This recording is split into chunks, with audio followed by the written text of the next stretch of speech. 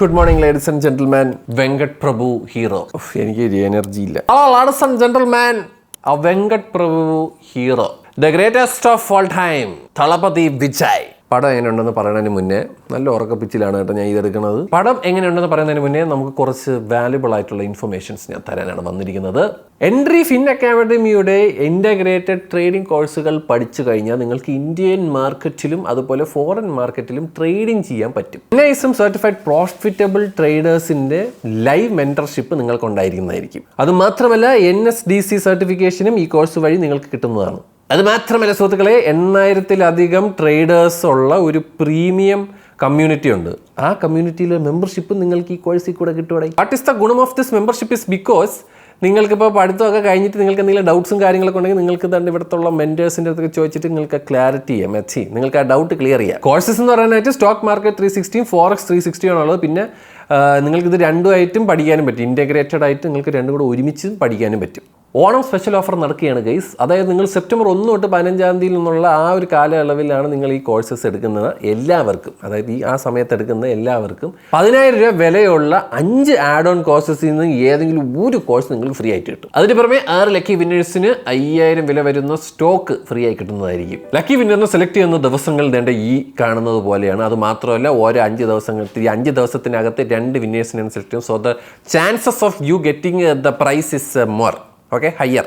അപ്പോൾ താല്പര്യമുള്ളവർക്ക് form fill ചെയ്യാം. ഫോം എവിടെ ഉണ്ട്? ഡിസ്ക്രിപ്ഷനിലുണ്ട്. അവിടെ പോയിട്ട് നോക്കുക, കാര്യങ്ങളൊക്കെ സെറ്റ് ചെയ്യുക. എന്താണെങ്കിലും നമുക്ക് സിനിമ എങ്ങനെയുണ്ടെന്ന് പറയാം ഗൈസ്. അപ്പം വെങ്കട്ട് പ്രഭു ആണ് ഡയറക്ടർ. എനിക്ക് വേണം പുള്ളി തന്നെ ആയിരിക്കും റൈറ്റർ. യുവൻ ശങ്കർ രാജയാണ് മ്യൂസിക്. സത്യം പറയാലോ എൻ്റെ പൊന്നെണ്ണ പോരായിരുന്നു കേട്ടോ. അതങ്ങനെയൊക്കെ എന്തെങ്കിലും കേട്ടോ. പിന്നെ കൽപ്പാത്തിയസ്, അഘോരം അവരൊക്കെയാണ്. കൽപ്പാത്തിയസ് ഗണേഷ് ഇവരൊക്കെയാണ് പ്രൊഡ്യൂസർമാർ. കൽപ്പാത്തിയസ് സുരേഷ്. പിന്നെ നമുക്ക് സിനിമാറ്റോഗ്രഫി സിദ്ധാർത്ഥ് നൂനി. കുഴപ്പമില്ലായിരുന്നു എന്നല്ലാതെ. പക്ഷെ ക്യാമറ ഈ ഫൈറ്റ് സീക്വൻസിൽ മൊത്തം ഷേക്കി ക്യാം വെച്ചിട്ട് ഒറ്റ കുലുക്കി ഇട്ടിട്ടുള്ള പരിപാടി ഉണ്ടല്ലോ, അതായിരുന്നു ശോകമായിരുന്നു, പറയാതിരിക്കാൻ വയ്യ. എടാ ഞാൻ ഒരു കാര്യം വേണ്ട, ഈ മാവീരൻ എന്ന് പറഞ്ഞൊരു പടമുണ്ട്. അതൊക്കെ കാണുക. അതൊക്കെയാണ് ഇപ്പോൾ എനിക്ക് ഫീൽ ചെയ്യുന്ന ഒരു ന്യൂജൻ, ഒരു നല്ല രീതിയിലുള്ള ഒരു ആക്ഷൻ സീക്വൻസ് എന്നൊക്കെ പറയുന്നത്. അത്യാവശ്യം വൈഡ് രീതിയിൽ നമുക്ക് കാണാം. ഇത് ചുമ്മായിട്ട് കുലുക്കലാണ്. കുറേ സീക്വൻസ് ഒന്നും മനസ്സിലാവണ പോലും ഇല്ലായിരുന്നു. പിന്നെ കോസ്റ്റ്യൂം ഡിസൈനർ വസുക്കി ഭാസ്കർ, പല്ലവി സിംഗ്. പിന്നെ വിഷ്വൽ എഫക്ട്സ് ബൈ മനോജ് ഹേമചന്ദ്രനും ഹരിഹരൻ സുധൻ എന്ന് പറയുന്ന ആൾക്കാരൊക്കെയാണ്.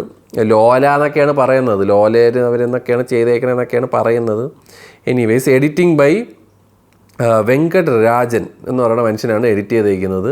സിനിമ എങ്ങനെയുണ്ടെന്ന് ചോദിച്ചു കഴിഞ്ഞാൽ ഉള്ള കാര്യം പറയാനുണ്ടെങ്കിൽ വളരെ ആവറേജ് പടം എന്നല്ലാതെ വേറെ ഒന്നും എനിക്ക് സിനിമയെ പറ്റി പറയാനില്ല. നമുക്ക് തോന്നുന്നു ഈ പടം ഹൈപ്പ് കൊടുക്കാത്തതിൻ്റെ മെയിൻ റീസൺ തന്നെ അത് തന്നെയായിരിക്കണം.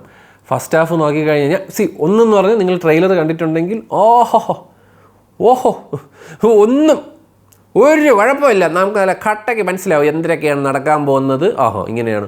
എനിക്കിതിൽ വെങ്കട്ട് പ്രഭുവൊക്കെ വന്നിരുന്നിട്ട് ഇതിൻ്റെ സ്ക്രീൻ പ്ലേ നിങ്ങൾ ചർച്ച ചെയ്യും, മറ്റത് മറിച്ച് എന്നൊക്കെ പറഞ്ഞു. എന്തോ നന്നാ ഇതിൽ നിങ്ങൾ ഭയങ്കര മഹത്വമായിട്ട് ചെയ്തേക്കണം. നിങ്ങൾ മാനാടിനെ പറ്റി അങ്ങനെ പറയുന്നതിൽ എനിക്കൊരു രസമുണ്ട് കേൾക്കാനായിട്ട്. ഇതിലെന്തൊരു വ്യത്യാസമാണ് കൊണ്ടുവന്നേക്കണത്. സെക്കൻഡ് ഹാഫ് അത്യാവശ്യം ഒരു പരിപാടി വരുന്നുണ്ട്. അത് സെക്കൻഡ് ഹാഫിൽ മൊത്തം യങ് വിജയാണ് സ്കോർ ചെയ്തേക്കുന്നത്. അത് അടിപൊളി തന്നെയായിരുന്നു. ഞാൻ ഉള്ള പോലെ പറയണമല്ലോ, എനിക്ക് ആകെ ഈ സിനിമയിൽ ഒരു ഗ്രേസ്, അതായത് ഒരു നമുക്ക് കണ്ടിരിക്കാൻ പറ്റുന്ന ഒരു പരിപാടിയായിട്ട് എനിക്ക് ഫീൽ ചെയ്തത് ആ ഒരു യങ് വിജയുടെ പരിപാടികളാണ്.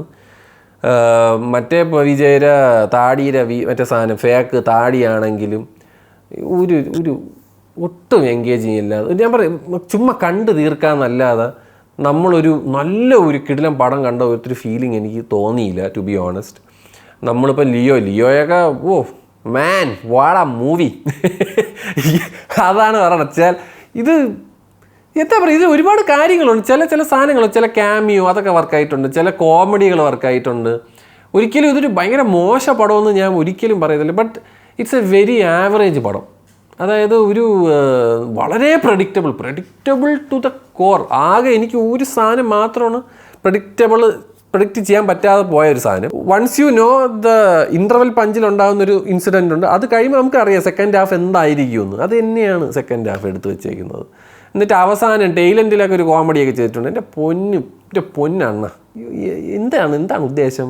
ഇല്ല, എന്താണ് നമ്മളൊക്കെ മണ്ടന്മാരാണെന്നാണ് നിങ്ങളൊക്കെ വിചാരം. സിനിമയുടെ ഡ്യൂറേഷനൊന്നും എനിക്ക് അത്രയ്ക്ക് അങ്ങോട്ട് ഭയങ്കരമായിട്ട് ബോറടി. ഞാൻ നമ്മൾ once you know like when it's predictable അവിടെ പിന്നെ ഒരു ചെറിയത്. പക്ഷേ എന്നാൽ പോലും ചില സീനൊക്കെ വെച്ചിട്ട് അവരതിനെ കവറപ്പ് ചെയ്യുന്നുണ്ട്, കുറേ ട്വിസ്റ്റുകളും ടേണുകളും ഒക്കെ വെച്ചിട്ടൊക്കെ ചെയ്യുന്നുണ്ട്. പക്ഷേ മറ്റേ അച്ഛൻ വിജയ് ക്യാരക്ടർ ഭയങ്കര വീക്കായിട്ടാണ് എനിക്ക് ഫീൽ ചെയ്തത്. I felt he's so week.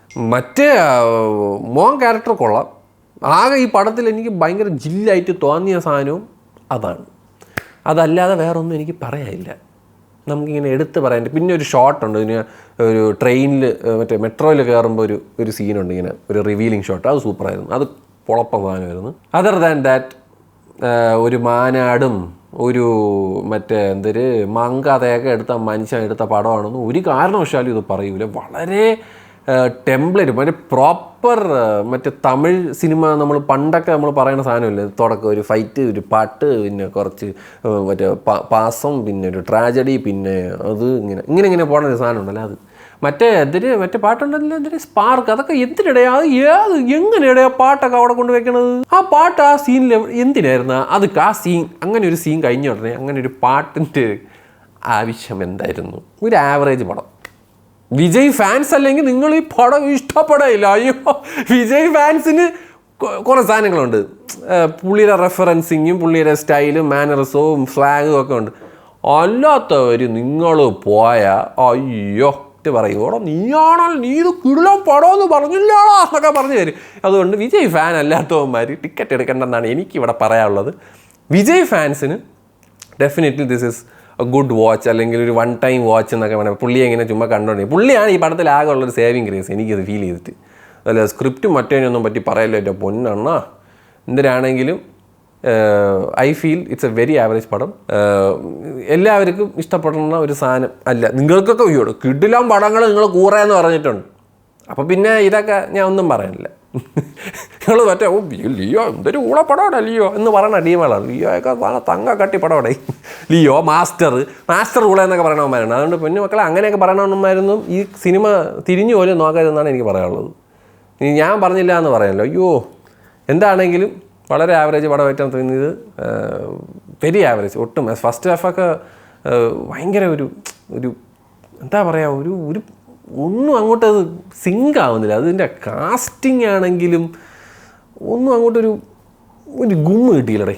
ഒരു വിജയ് പടം കാണുമ്പോൾ നമുക്കൊരു സാധനം കിട്ടുമല്ലോ, എന്നൊക്കെ പറഞ്ഞു. അത് എനിക്ക് ഫീൽ ചെയ്തില്ല. നിങ്ങൾക്ക് ഫീൽ ചെയ്തോ ഇല്ലയെന്ന് നിങ്ങൾക്ക് താഴെ വന്ന് നിങ്ങളുടെ അഭിപ്രായം പറയാം.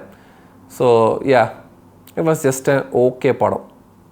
വേണമെങ്കിൽ യു ക്യാൻ സീ ഇറ്റ് ചുമ്മാ ഇങ്ങനെ കണ്ടിരിക്കാം 3 മണിക്കൂർ സമയം കളയാനുണ്ടെങ്കിൽ. അതാണ് എനിക്ക് പറയാനുള്ളത് ഗോട്ടിനെ പറ്റി. പേരൊക്കെ ഭയങ്കര സെറ്റായിട്ടൊക്കെ ഇട്ടടേ. പക്ഷേ ഞാൻ പറയും നല്ലൊരു ഈ മറ്റേ യങ് ക്യാരക്ടറിൻ്റെ ആ ഒരു സാധനം സൂപ്പറായിരുന്നു. അത് എടുത്ത് തന്നെ പറയണം. That was a very different take. But അത് മാത്രം വെച്ചുകൊണ്ടിരുന്നിട്ട് കാര്യമില്ല. You need to support. ഒരു നല്ലൊരു സ്ക്രീൻ പ്ലേയും കൂടെ വേണം അതിന് സപ്പോർട്ടീവായിട്ട്. So yeah, that is what I have to say. നിങ്ങൾ കണ്ടവരാണെങ്കിൽ താഴെ നിങ്ങളുടെ അഭിപ്രായം പറയാം. ഞാൻ പോവാണ്, പോയി കിടന്ന് ഉറങ്ങിട്ട്. Good night.